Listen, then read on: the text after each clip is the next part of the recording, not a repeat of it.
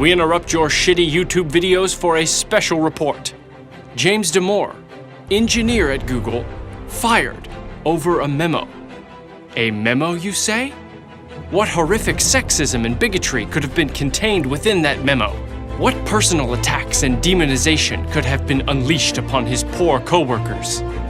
Hey, maybe we should look at some personality differences between men and women based on biology and psychology to explain the gender gap in tech.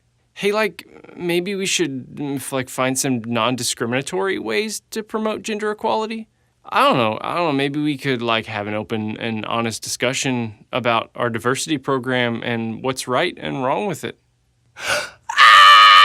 Oh my God, I had just finished my gender studies course and I was on my way to my unconscious bias retraining and I read the memo and I just can't even, I'm literally shaking. I'm literally shaking right now. Google employee writes memo encouraging employees to step outside their echo chamber and not shame those with opposing viewpoints. Is quickly fired for his opposing viewpoint. There's your fucking headline. You cannot make this shit up. Of course, his firing proves the exact point he was trying to make, and Google is a microcosm of our society at large and the ideology that has infected it. He presents facts and hard data to back up his points, but since it doesn't match the preferred political narrative, he's out. He brings up multiple points, such as the male gender role not having made the same strides as the female gender role, and that men are still viewed as disposable and are valued based upon their social status. That perhaps there are more reasons for the gender gap in tech other than oppression. That maybe, just maybe, having classes and programs specifically for people of certain races or genders isn't actually helping the company or societal cohesion at large. How dare you make such bigoted suggestions, you white cis-het piece of shit. Having classes or programs specifically for people of certain races or genders is the very definition of discrimination. But since it is reverse discrimination, it either doesn't matter or isn't real, much like reverse racism isn't real. These authoritarian concepts are becoming commonplace and accepted because they are seen as virtuous when used to support an ideology that is seen as morally superior or an absolute good. People are so blinded that they truly believe that these plainly immoral practices can be moral if they are applied to their specific ideology.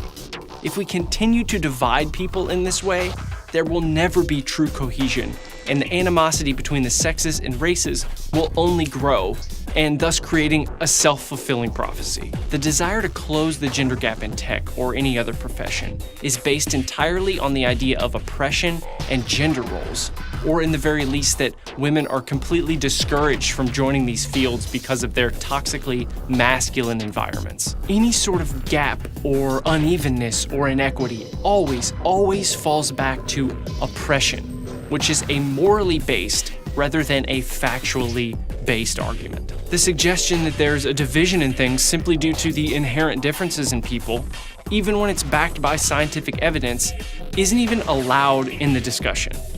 In fact, The Guardian even called the evidence junk science. Junk science, you say?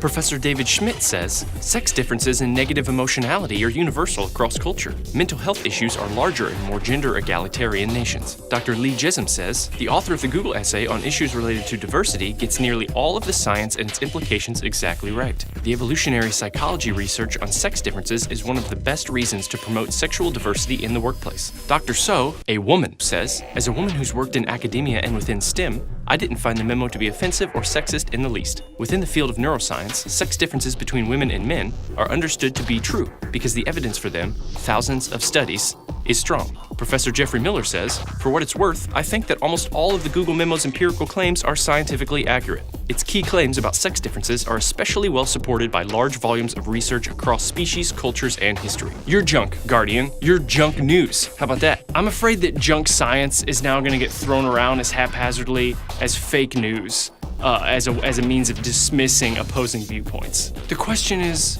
why attempt to close these gaps at all? Why attempt to have an even number of males, females, blacks, Hispanics, Asians, Indians, Sudanese? Why struggle to have this diversity in the first place. On one hand, your argument is that there are no natural differences between people, but you insist on having this diversity in the workplace because women will bring more feminine ideas and people of color will bring cultural variance to the environment. The left describes anything that's associated with the assumption that someone who's female, for example, will think in a female way. They regard that as an unreasonable prejudice. Yet they're perfectly reasonable to say that we need more women in X discipline because they will bring in female ideas. It's like, well, what the hell are female ideas? You can't have it both ways unless you're completely unless you don't care at all about coherence or consistency, and ideologues really don't, because they care about putting their ideology forth. But the idea that you're going to get a diversity of ideas because you have a diversity of class of people assumes that ideas and identity are the same thing, and that's an absurd proposition. In fact, that's an essentially racist proposition. Employing a rainbow of people should show no real difference other than an aesthetic one if people don't inherently differ. Is that what you want? An artificially inflated diversity spectrum just for the sake of appearance and numbers? But if people do bring different ideas to the field based solely on their gender or race, then your previous argument is completely void. This is the feedback loop. This is the snake eating itself that this illogic gets you trapped in. What happened to celebrating the differences between men and women? When did that suddenly become so demonized? But even more so, ideas and experience differ more from person to person than they do from race to race or gender to gender.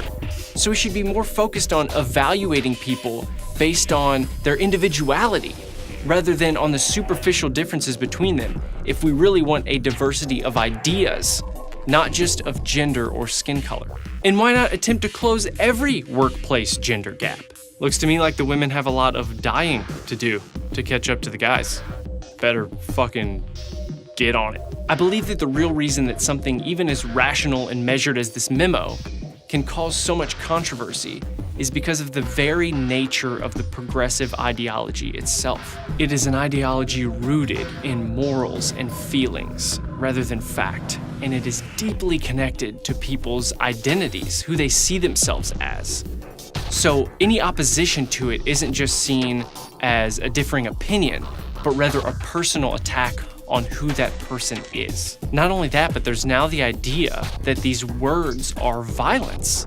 So then that justifies their own use of violence or any other means that they use to silence these opinions. I know I've said this before, but it seems to me that the left is creating this pseudo-religious structure where moral superiority takes precedence over logic and reason, to where those who do not agree with what is deemed an absolute good are to face consequences, and to where your beliefs are so closely tied to your identity, or let's say your soul, that highly immoral practices are seen as moral when used to protect that identity.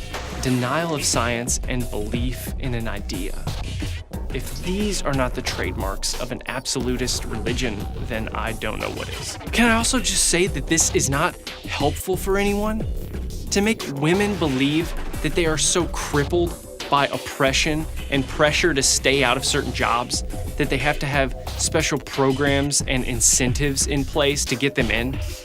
Look, I have a 7-year-old daughter, and I will be goddamned if she grows up thinking that there's some shadowy entity that's trying to fucking hold her down at every turn. Go fuck yourself, Google. All right, I'm getting back into this. I feel good. I feel better. Thanks everybody for watching. If you're still watching, thank you. I'm gonna be making more videos. I know I've been off track lately, but I'm gonna be having some more time lately, and I've got some stuff in the works. So thanks everyone for watching. Yeah.